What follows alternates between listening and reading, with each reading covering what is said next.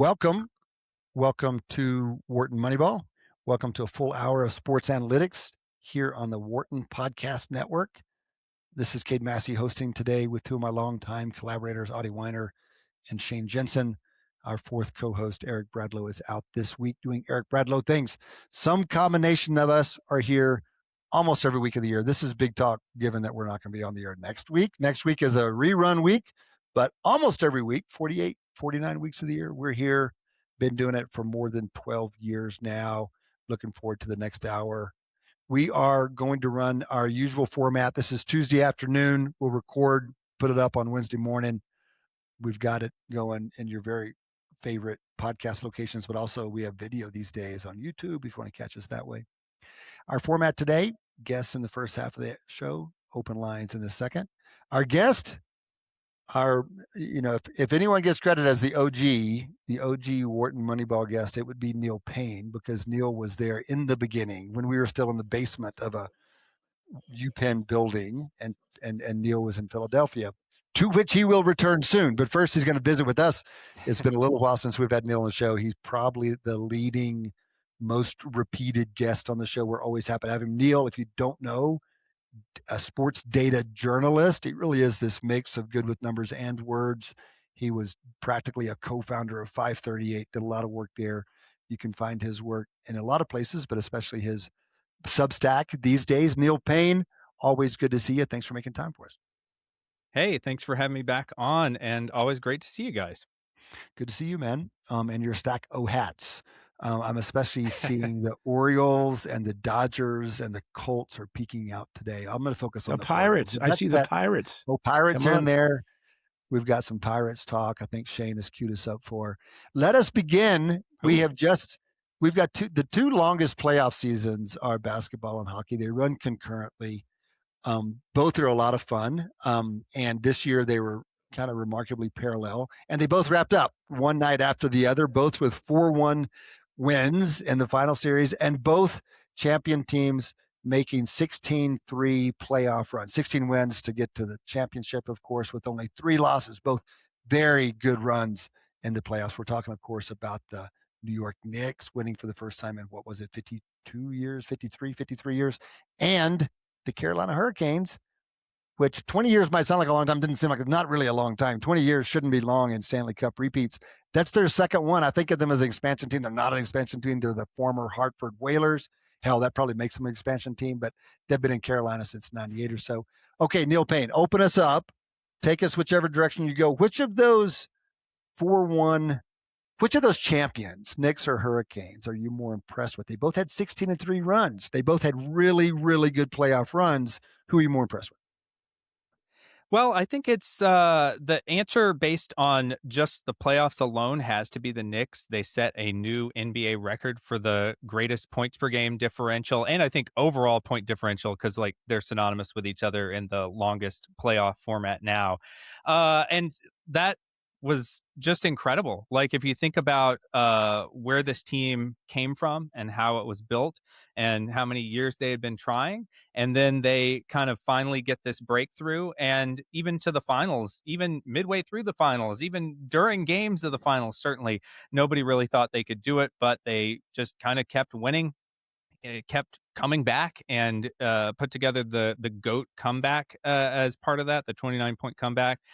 And it just felt like if there's ever been a team almost in my lifetime that was like a team of destiny, capital T, capital D, it felt like this Knicks team was that. So I was more impressed by them. Now, the other question is, who do we think is more sustainable going forward? And I think probably Carolina. They've been here for a long time. They famously had also tried really, really hard for many years to get a breakthrough to go to the finals, longer than the Knicks did, and have been one of the upper tier hockey teams for a long time. And they just have such a sustainable program in place that feels like it can ride out the chaos and randomness of hockey. And there was a lot of that in this series as well, to be able to have long-term success. So it's kind of two sides of the same coin, depending on what you're looking at. But I subscribe to probably the first definition of just who was most impressive during the postseason and during the finals and what we just saw. And that was the Knicks. If anybody had that on their bingo card of hey, who's going to break the I think it was the 2017 Warriors or 2018 Warriors or maybe the '01 Lakers. They were all in that conversation. $71 record for highest point differential in a single postseason. I do not think anyone on the planet, except like maybe some rabid diehard Knicks fans hanging around outside Madison Square Garden, would have thought that that was even remotely possible. And yet here we are. Here we are. Neil, it was only a few weeks ago on the show. I remember saying, well, it's just presumed that the winner of the Western Conference is going to win the title, right? It's just who's going to win, Thunder or Spurs. Here's the Western Final for all she wrote. That's kind of where everybody was. What do we take away about?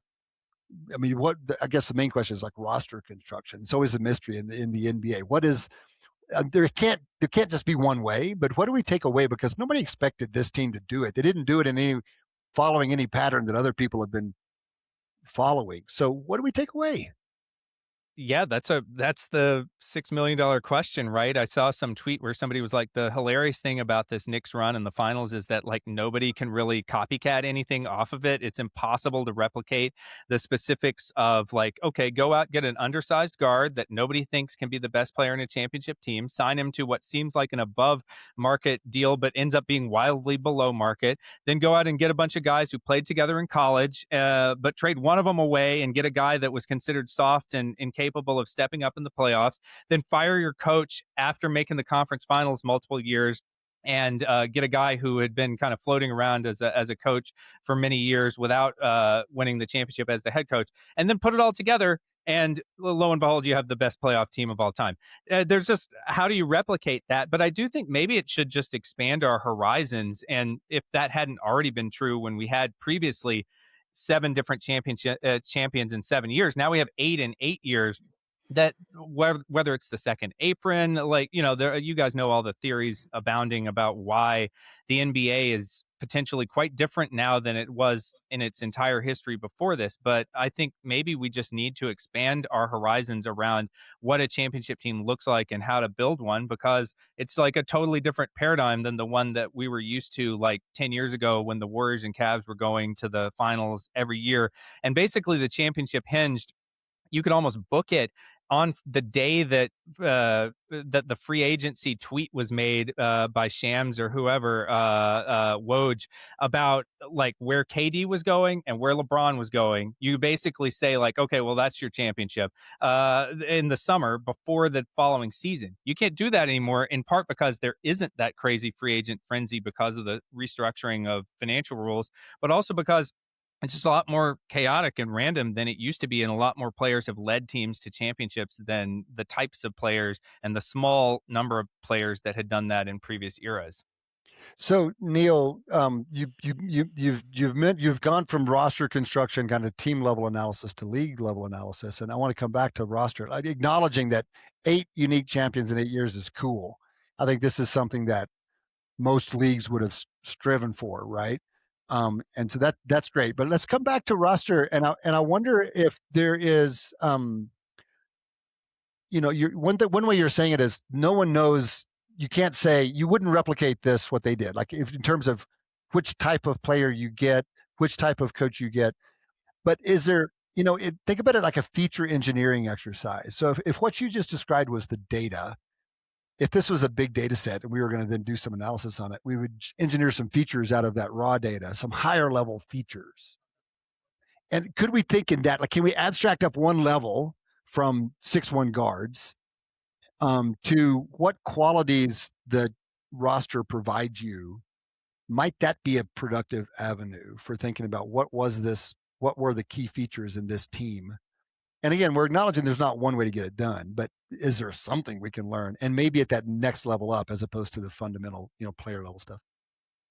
Well, I think it's probably true that like their 5th best player, whether that's, Josh Hart or Bridges or someone like that, is probably much better than sort of the median 5th best player on an NBA champion. And I think that is maybe one of the things that you could take away from this is they really invested. Yes, they invested in Brunson, but they also invested a lot, arguably more, because I think Anunoby and Bridges make as much or more than Brunson does, and certainly Towns does.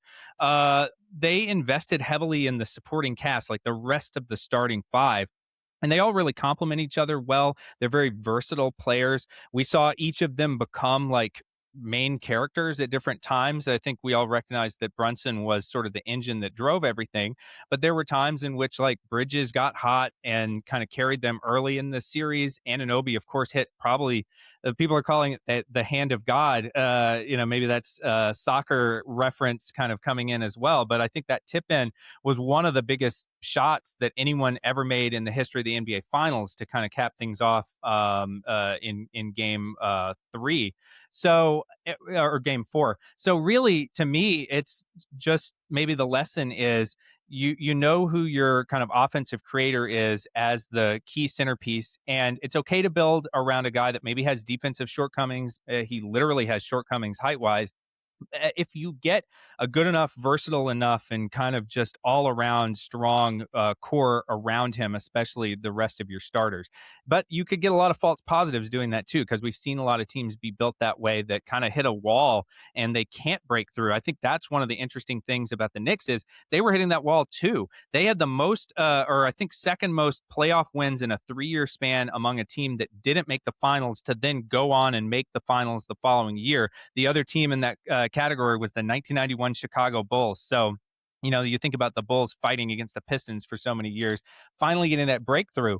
We don't think of the Knicks in that conversation. Maybe we should, because they really also tried for many years to get through. And most of the teams in that category that win a lot of playoff games but don't make the finals, they fall by the wayside in that fourth year because things change. The team gets blown up. It's impossible to sustain that with this sort of failed proof of concept or seemingly failed proof of concept. But they stuck with it, and they were rewarded for doing that. So maybe you'll actually see more patience in some ways as well. They changed the coach. They did right? change coach. That's a big deal. It's easier to change the coach than it is to change the players, and especially in this case, because they were kind of capped out and the players were almost borderline untradeable in some ways. So they pulled the only lever that they had, and maybe they kind of backed into the right way to do it as a result. Right. Guys, as statisticians, what summary statistic would you like to conjure to illustrate how unlikely the Knicks win was, given the number of massive leads that the Spurs had over various in 4 of the games? So, for example, a colleague sent me, Adi, hold on. A colleague sent me a stat saying this is the most amazing stat I've ever seen, that the Spurs led 72% of the time. I think that's impressive, and I'd like to see that compared to other champions, but that doesn't capture the size of the lead, the magnitude of the lead. So what could we do? What could we conjure to capture that? Adi, sorry. So first of all, that's very hard because assessing a statistic after a game is over is subject to selection bias. So actually I gave a talk today on the maximum win probability of the losing team, a paper that I wrote with my grad student, Jonathan Pipping. And one of the main points is that big, essentially blown leads happen much more frequently than you think. And actually the simple point is that two teams that are equal in talent, the team that loses is about 50-50 likely to have a big lead at some point in the game. And that's counterintuitive. And also the point which I've made many times, typically one team will often go out and lead most of the game.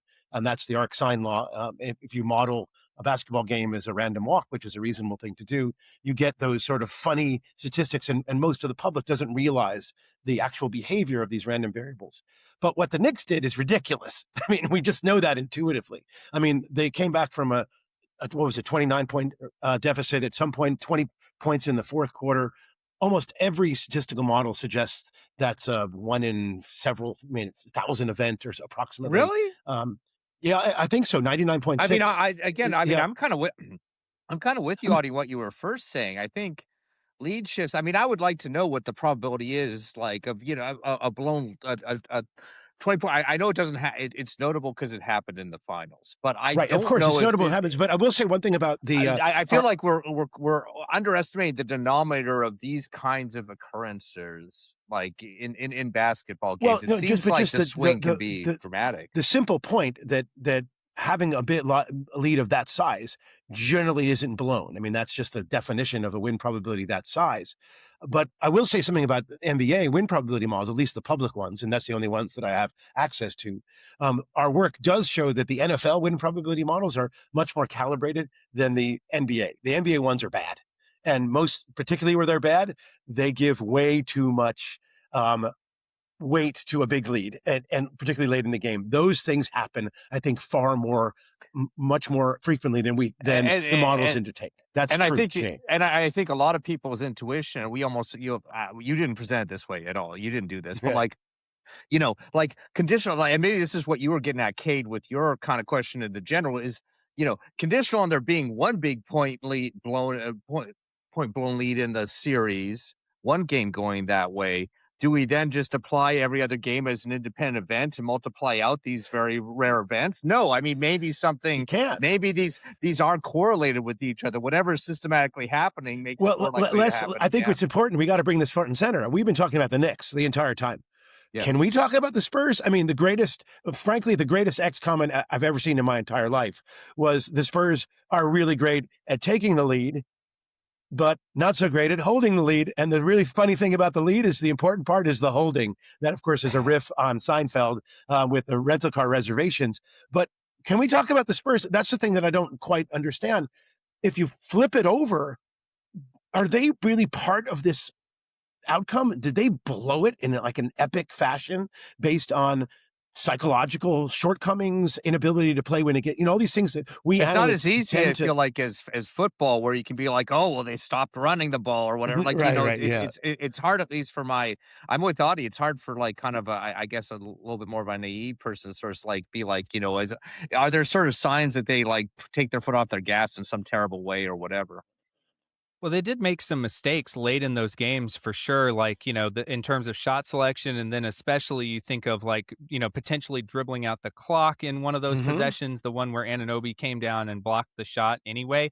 A 29-point blown lead hinges on like if any one single, it was similar to the 28-3 with the Patriots and the Falcons. If one play in either of those games goes differently, the leading team still wins. So like every single play mattered in that. And if you make a kind of boneheaded decision at any point, it can kind of open the door for them to get back in. Now, I saw some people saying like the Spurs were one of the youngest NBA Finals teams. We know that experience matters in these things, and that maybe you could chalk up some share of the collapse to that. It certainly was a collapse. I mean, they had these huge leads. They blew a 14-point lead in Game 1. They obviously blew the 29-point lead in Game 3. And so it just is like, there's something there to that, and I don't know if it's just more time on this stage together, because even Wemby, you saw some of the plays where like he passed it to a guy who wasn't looking at the ball to turn the ball over and kind of give another possession back to the Knicks. I do also think there's a New York media bias, though, to kind of make it be like, oh, the Knicks won this more than the Spurs blew it, because if the shoes were on the other foot, we absolutely would be talking about, and think back to like John Stark's shooting performance in 1994, where they would be killing the Knicks for losing these games in the media if the shoe was on the other foot. But because it's like, relatively small market San Antonio, we've seen them win before. The presumption is that Wemby is going to win a bunch of championships in the future. And this is just part of the growing process that I think we're maybe letting them off the hook a little bit compared to how we would approach it if it were another team. And it's an important question because it speaks to how repeatable this Knicks experience is for next year. I mean, everything went their way in this little run, I feel like, to the championship.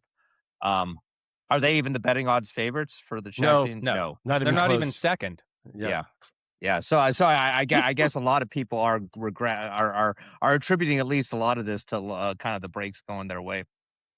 Well, the ESPN was, or whoever was broadcasting it, was good about showing field goal percentage, and especially I think in that last game, before the game started, and then it bore out again. San Antonio's field goal shooting percentage declined monotonically from first quarter through fourth, and dramatically, monotonically and dramatically. It was almost half as good in the fourth quarter as it was in the first. You want to give the Knicks some credit for that, and presumably analytics would help us parse it in some way, but there were plenty of shots that looked like good looks that they just weren't getting down. And sure, I think they deserve a lot of And this Right. isn't a trend that they showed at all during the season, right? This was something unique to the Right. finals. It's Good kind of question. That would be right. That well, what's even the yeah. I base mean, rate, right? yeah, Right. yeah. I mean, maybe Oh, if that's just something that they had in their kind of general kind of characteristic, it made them even more vulnerable, I guess, to the Knicks. Well, and I don't think you win 62 games by having Right. that tendency. Like, it's so Right. tough to kind of put, like, especially in the NBA where most games kind of don't matter throughout the year. You have this massive sample size of games that only a handful of them matter. Maybe it would be interesting to go back and look. I've kind of forgotten how the NBA Cup, I mean, it's silly to mention it, but that was sort of a previous example of these two exact teams facing off on kind of an elevated stage. And the Knicks ended up winning that one as well. That, it's so tough to figure out what is signal amidst the noise of the long and mostly meaningless NBA season. Can we so that's bring an this interesting back to callback the? to. Go ahead, Odd. Yeah, just want to bring it back a little bit to the hockey and the Hurricanes. Not that they. We'll come back to them, but as sports analytics types, I mean, we typically think of the Hurricanes as one of the, as essentially sports analytics oriented team, from ownership to management to their whole process, and their victory and their history vindicates that approach. I don't think the Knicks are in that camp at all. I mean, I think we can't even, you couldn't even articulate why they won. I mean, we just do it. It's almost like the anti-analytics. Yeah, So I think that's right. is it, I mean, how do we square this? I mean, we statisticians who believe that this is the answer. What do we do with these two data points? Well, the null hypothesis is it was luck, right? Or just that sometimes it's rare, and I think maybe we can effectively most years treat it like it's almost impossible for a team to catch us by surprise, whether we're looking at like our metrics or talent or whatever we think the betting odds going into a season, that we have this assumption that it's always going to be one of our kind of core group of favorites. And I think OKC was the team that was the team to beat most of the year. Boston was in that conversation. San Antonio worked their way into that. And we kind of said, hey, we've seen enough of Wemby. We can put them in that tier. The Knicks were at maybe the edge of that tier, certainly before they started going crazy in the playoffs and dominating everyone. And even by the end, I mean, San Antonio was favored going into the series. And it looked like when the Knicks seemed like they lost that game 3, that the momentum was shifting away. People were hopping on the Spurs and being like, okay, the Spurs are going to actually come back and win this. And then New York shut it down. But my point is that we sometimes forget that there are every so often, maybe like once a decade or so, weird teams that sneak into the mix, and through some combination of luck, playing above their heads, or just being way better than we expected, they do win the NBA championship. The 2019 Raptors, the 2011 Mavericks come to mind. Remember when the Royals won the World Series? Yeah, I mean, baseball is its own, like baseball that happens quite frequently, yes, but basketball we think of as being game, the predictable right? sport, Yeah. the sport where the favorite wins more often. And even there, you have examples. The 04 Pistons were another team in that conversation. So probably like once or twice a decade, you get a team that's not one of the absolute cream of the crop teams as we expect them to be going into the playoffs, comes through and still wins regardless. And sometimes we weirdly just kind of discount that possibility, or it's just like, well, you got to pick a favorite, right? Of course we were going to side with Oklahoma City as having the highest odds, but maybe we need to back off on like the degree to which we favor the top teams, especially now in light of what we were saying earlier about the fact that, hey, 8 different teams have won in the past 8 seasons, which is the first time that's ever happened in NBA history. That's got to mean something. Yeah. Can I try a hypothesis out on you, Neil, and obviously all of you guys? Brant Tillis was on our show, speaking of Carolina, a couple months ago, and he made a very interesting statement, which almost speaks to the area in analytics that we fail to model. He said that we don't appreciate how the top player is able to make everybody around them better. And it's essentially mathematically we would call that interactions. So when we model in sports, almost always it's additive. We just add up the contributions. It makes most sense in baseball because your contributions really are, for the most part, independent of the rest of the contributions of the rest of the team. Makes the least sense in basketball, if you think about it. and I don't know, I'll have to turn to you, Shane, and Neil to tell me where hockey is on that. But in basketball and football, it really matters how you work together as a team, as a group. And maybe the Knicks figured that out in a way that we just haven't modeled. And what they did was get a bunch of players that really work together. And I didn't even remember this, but they were all together in college. And we've heard Dean Oliver's been on our show and has talked about research that they've done and how basketball players that play together become better as a pair and dramatically throughout the season. And I guess that would be magnified over a course of the career. So maybe we and the analysts are missing it. We haven't modeled it. And maybe the Knicks are leading the way, or maybe I'm just bullshitting. What do you think? I mean, no, oh, go ahead, Shane. Go ahead, Neil. Okay. Yeah, I mean, I think there have, first of all, the things like the adjusted plus minus type metrics, those try to pick up on at least an amplification of sort of the best player being able to make the teammates better by essentially taking away the individual stats from the teammates and attributing them to the star player who kind of made that more possible. And so there's that credit splitting exercise. I will say, though, I hate to interrupt this, totally additive model. That is not an interaction model. Oh, it is. Oh, for sure. Yeah. I'm saying in effect, it's forcing into an additive kind of framework, just essentially taking away credit from linearly from the teammates and giving it to the player, even if it's not appearing in their kind of individual stats. So that's one attempt to do that. I also think there's been efforts to try to model, at the lineup level, try to kind of predict what combination of skills and attributes of players will succeed together. That's kind of a holy grail type of thing in basketball. And I think every team that has analysts are trying to do that in some way, shape, or form. The problem with lineup data is it's notoriously kind of low sample, noisy. There's a lot of garbage time that you have to kind of get out of the system. So there's huge challenges to that. And it oftentimes, it's the matchups, as much as you want to try to find like proxies for the upcoming matchup. Like when you've got Wemby going up against a small guard in Jalen Brunson, you might try to model that, but it's very difficult to find like 7'5" guys that are rim protectors against like 5'10" or whatever he is, lead guards. So the specificity of the past data to your particular problem going forward is always going to be a challenge. And I think that's why basketball is one of the most complicated and I think interesting sports. Like somebody was saying, and I think this is funny, you guys will kind of appreciate this. I saw somebody being like, well, the analytics didn't see this coming, so it means that it's kind of worthless. And it's like, okay, well, here's a quick guide for you guys. So if the analytics predict the winner correctly, then the analytics are ruining the game because they're making it too predictable. If the analytics don't predict the winner correctly, then the analytics are worthless because they're wrong. I hope that can kind of clear things up. Either way, the analytics are going to be to blame for things. But honestly, like, isn't this why we watch sports? We love things like this as fans to see a team that basically, by all logic and reason and past performance and all these things, you would not think would be particularly likely to win the NBA title, much less have the greatest point differential in postseason history, just goes and does that. Isn't that, I mean, that's pretty awesome, I think, even though it like confounds us as predictors and analysts. I think it's Neil, cool. I'll just say two things. First, I'm a Knicks fan. There you go, everyone. But mostly ignoring that because of all those years. The earliest championship that I can remember growing up outside of New York was 1973.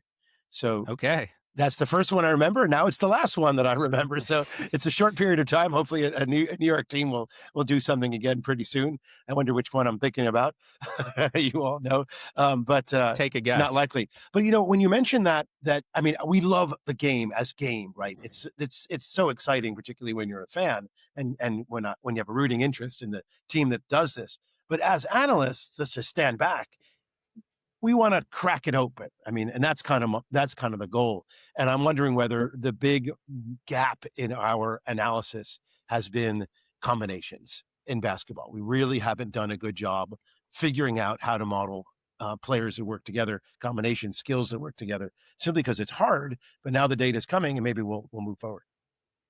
Yeah, and I'll only push back in that one of the reasons we choose additive models and not interaction models is we typically don't necessarily have the data to support that interaction model. It's more a matter of faith than it is kind of an empirical thing.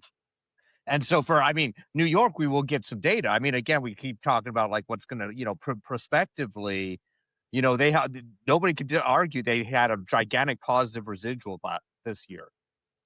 If there's any signal in that, one piece of evidence that their signal is they keep going next year. If all of a sudden like it bounces back down to 0 or negative next year, then there's some amount of that's some observation on whether or not they've kind of figured out sort of a team building matchup kind of thing that's kind of sustainable, or whether it was more of a kind of they caught lightning in the bottle basically. Either, I mean, well, I don't want to take anything away from their achievement. They caught lightning in the bottle. That is like an established fact. Well, I for one think 29-point comebacks are totally sustainable. Right? Yeah. No, that's the new way to win. All right, guys, go down by 29. On that note, we're going to talk the remainder of the sports high on the agenda. We talked the hell out of the Knicks and basketball. We alluded to some hockey stuff. The hockey stuff is super interesting. I mean, is there what was it called? There's a great ESPN article out yesterday about the nerd jock marriage with the Hurricanes, the Tulsky Brindamar. It's really an extreme version of nerd jock. It's hard to get more jock in a head coach than Brindamar. It's hard to get nerdier than our friend Eric Tulsky, who was on the show just a couple of months ago. But that combination sure was effective for them, has been effective for them the last couple of years, even as an assistant GM. Tulsky's been there. So maybe a little bit on that. And then World Cup, of course. I would love to hear y'all's thoughts on the draw fest that it has been so far. 50% of the games coming into the day have been draws, whereas the international average is something like 22. Now, technical challenges on my end. I'm going to step away. Adi and Shane and Neil, you guys are doing fantastic. Leave it to you. Wish I could join you. Y'all have a good time. Odd, safe travels back. Neil, great to see you. Shane, thanks for everything. All right, so let's bring us back to hockey. I'm going to let you guys take over this wrap up. We talked about the Hurricanes and the World Cup, not the World Cup, the finales of the final of the hockey. But what do we got here? What's the quick summary? Well, I think one of the interesting things, and I'm curious what you think about this, Shane, as well, is if all you knew was the top line result, Carolina Hurricanes win the Stanley Cup. Certainly, like we said, been one of the best teams for a long time. It made sense that they would have their breakthrough. If you knew anything else about how that happened, though, you would be like, this is just the most chaotic possible outcome, both in terms of there was a goalie switch in the middle of the Stanley Cup final, which kind of turned the series around for Carolina. It was like the single biggest factor. I know Freddie Anderson was also hurt. They revealed later, but going to Brandon Bussey, the rookie backup, he wasn't the backup during the season. And that's, I think, what just makes hockey so bizarre is they decided to go with Anderson at the start of the playoffs. It was kind of a toss up, but they gave it to the veteran because he had been there before. And he goes off and has just he looked like the favorite to win the Conn Smythe Trophy if it wasn't Mitch Marner of the Golden Knights through the first 3 rounds of the playoffs. And then all of a sudden, he's not playing so well in the first few games of the Stanley Cup final. Nobody is really playing that much defense or goaltending all that well in those. There's like a record or near record number of goals and certainly comebacks just galore early in that series. Brendan Moore makes the switch to Bussey in net. He comes in relief. He actually enables them to do a record-setting 4-goal third period comeback in game 3. They end up losing it anyway, but it gave them the confidence to go with him going forward. He's the goalie of record the rest of the series, and they kind of shut them down. They had a shutout in the deciding game, but also he had like a .950 save percentage, and that was really the hinge point in the series. As far as Vegas went, they stopped converting as many chances. They had a number of prime chances, especially in the clinching game, that they just like hit a post or they sailed it over the net. And it was really that difference between them finishing and not. And also early in the series, Jordan Staal ended up winning the Conn Smythe Trophy, and he had really not done that much of note and was not really on many people's radar to win playoff MVP up until having a 5-game goal streak in the first 5 games of the Stanley Cup final, which ended up kind of clinching him that as the oldest and one of the lowest scoring playoff MVPs. So I just felt like the series was completely resistant to narratives, aside from if you just zoom out and look at the big picture. Yeah, Carolina was probably the best team and they ended up winning. But Shane, what are your thoughts? Well, I think one thing with Jordan Staal, I mean, I think specifically, I think he is an interesting sort of, I guess, Stanley Cup Finals MVP because I think obviously I think he was kind of given it based on his goal scoring, but he's well, by not the way, really it's known. not the Finals MVP; it's the Well, playoff no, that's wide right. MVP. Yeah, no, Yeah. I misspoke. He was basically, I think, given the playoff MVP trophy based on his finals performance. And I think in most people's mind was driven by the goal scoring, but it came from kind of a surprising place because he's, I think, famously like, an amazing sort of defensively oriented center. And I'll kind of just point out one of the things other things besides goal scoring he did in that finals, he won faceoffs at a 68% clip, which is, I think, a record since that actually has been tracked in hockey over the last 30 years. So that I think his contributions basically went beyond the goal scoring. But I agree with you in general. It's a hard kind of series to put a really strong narrative on. We were talking a little bit in the basketball about like kind of luck versus something systemic.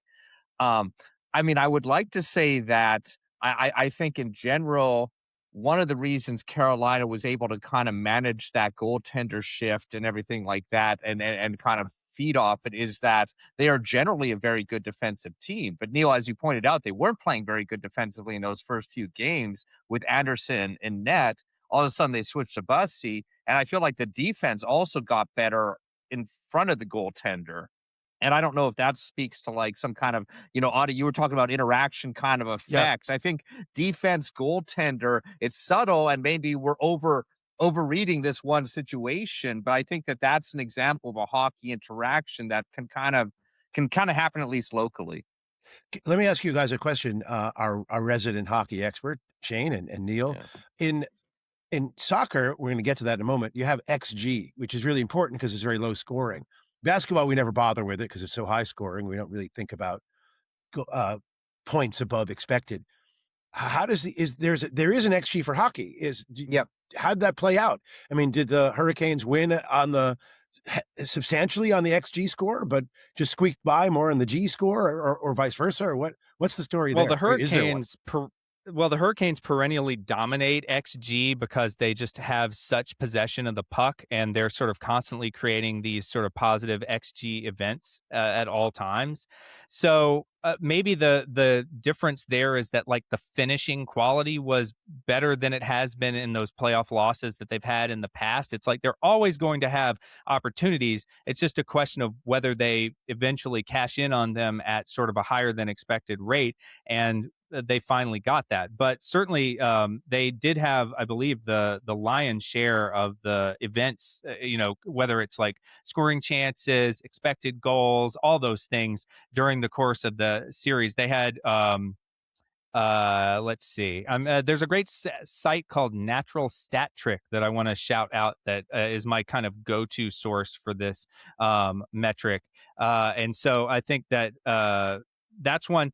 Interestingly enough, so real-time correction on air, while Carolina had the 56% of the Corsi events, those are like shot attempts, basically, and they also had 52% of the scoring chances, they actually only had 48% of the expected goals in the series. Now, I don't have it broken out by game, so I'd be curious as to see, like, that, typically speaking, XG per 60 minutes on like allowed is a good measure of defense because it basically says like, is the other team getting shots in an area of the ice that's like particularly dangerous? So I would expect, and again, I'll have to look at it because I was wrong. I was expecting them to have higher XG percentage overall, that they tightened that up as the series went on. But maybe it's also like, Jack Eichel had a really high XG on that one shot that he missed right in front that would have, I believe, tied the game in Game 6. Yeah, no, and I do think Carolina in general are kind of masters of that because of they're typically pretty good defensively. Are masters XG. Like I think that Montreal Carolina series, the semifinal was ridiculous in terms of kind of the differential and sort of expected goals, and it kind of eventually realized an outcome as well.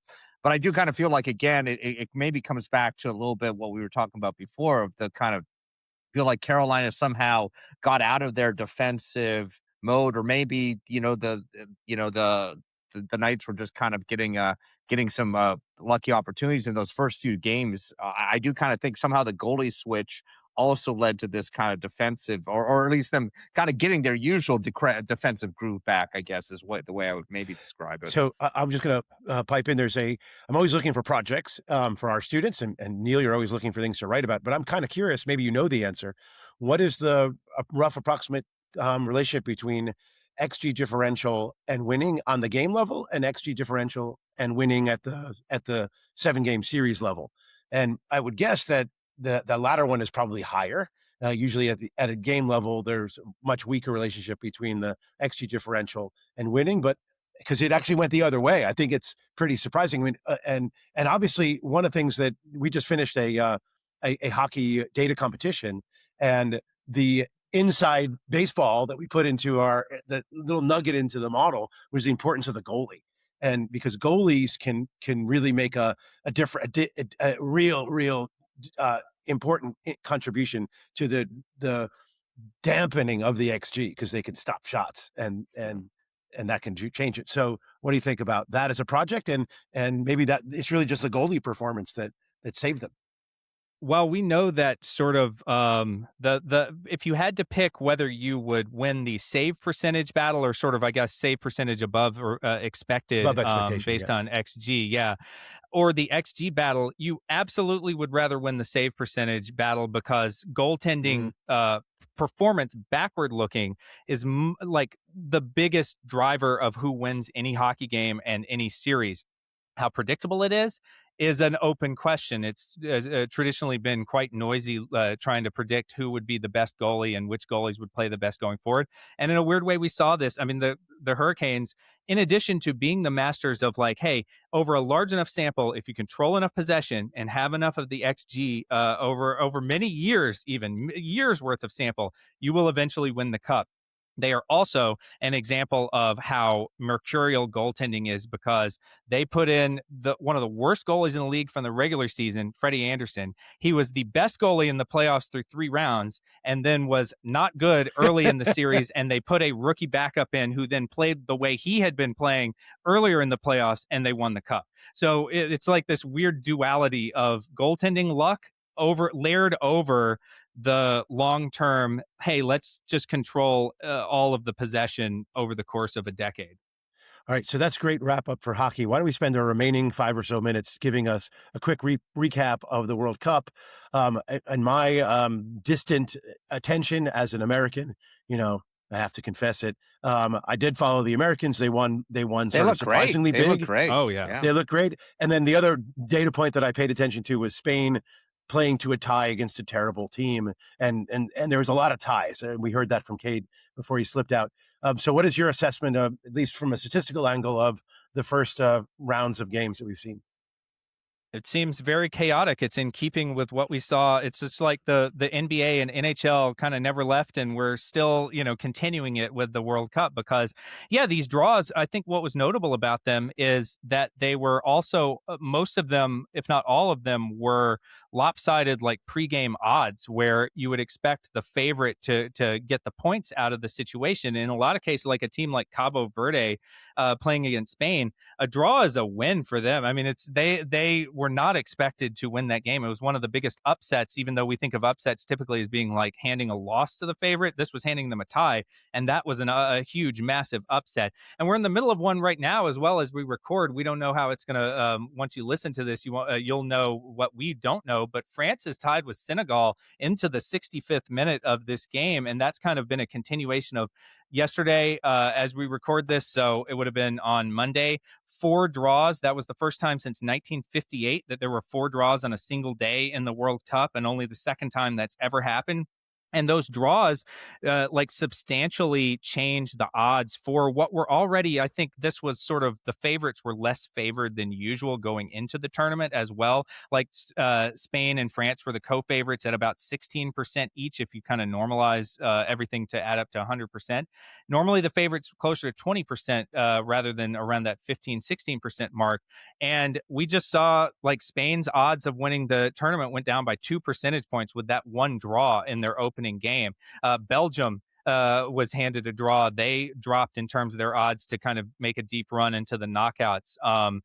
Iran even lost, 17 points off of their round of 32 odds because they had that draw as well. So it really shows you, like, for the top teams, the expectation is to get 3 points, not 1 point. But if you're only getting 1 point against like the Cabo Verde of your group, because everybody else is going to play those teams in your group, by the way, you have to remember, even though it's much easier now to get out of the groups than it used to be. Sometimes in the top 8 third place teams can make it out in addition to the top 2 teams in each group. You still have to get the points that you're expected to get against the weaker teams in your group to be able to kind of stay on pace with everybody else. Because the assumption is those draws are not going to continue and you're going to be kind of left out in the cold because you only got 1 point against Cabo Verde and everybody else got 3 points in their matches against them. So it does matter a lot. And we're already seeing some pretty big shifts in the odds early, like just less than a week, just a few days into the tournament. I think it speaks to how just kind of stochastic this sport is, and that, even a top team can struggle to. I mean, the other match that we haven't talked about because it actually had scoring in it was Australia upset Turkey 2-0. Yeah. And I kind of I went to kind of quote unquote the box score for this match, and Turkey had possession 63% of the time and had 28 shots to Australia's 8. That's a lot of shots in soccer. 28 shots to Australia's 8, and Australia won 2-0. So it's kind of like, did Australia have good shots? I mean, what was the XG? I mean, that's really the issue.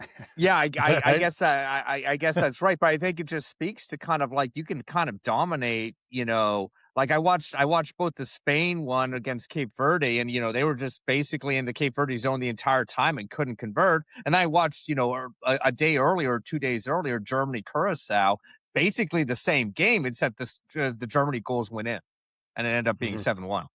And so I don't know how much it's just sort of like like if there's something systematic here, or we're just sort of seeing kind of a little less Poisson realizations than we should for our Poisson rates here. And I'll just throw in that I think the public tends to overreact to these early pieces of information, but that's something that we can hash out later. Can you remark on the Americans? Do you have anything interesting to say about their performance, or it's just a relevancy at this point? Well, they were relevant in the sense that, amidst a tournament where all of the other favorites seem to be, except Germany, as you mentioned, who loves to win matches 7-1 in their history. But against a lot of the other favorites or kind of top tier teams, not that we even thought the Americans might be like borderline that going into the tournament, certainly not among the absolute favorites. They were the ones that probably were them, and Germany showed out the most in terms of just being like most impressive in their win. So, the hype train is going to pick up for sure. And I'm sure that there will be some moments of maybe coming back down to earth at different times, but they couldn't have asked for a better start. I think that was sort of also, and the way that some of the goals, they were kind of heroic goals. They were goals where one guy was kind of taking on multiple different defenders and sort of, doing some pretty precision strikes to make it happen. And they didn't let their foot off the gas for 1 second. They literally scored in extra time in the last 30 seconds of the match to get that 4th goal, which normally you would say is unsportsmanlike and running up the score. But I think in a sport like soccer, where we've just been talking about how hard goals are to come by, you take every goal that you can get and you make no apologies for it. And so it's they matter for tiebreakers. And they're tiebreakers. Too, right? Yeah, exactly. It actually is consequential, kind of beyond our little prediction exercises. All right. Well, that's a great point to end on.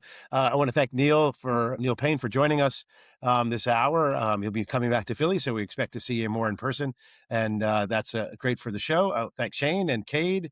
Eric is away doing, as Shane likes to say, Eric Bradlow things.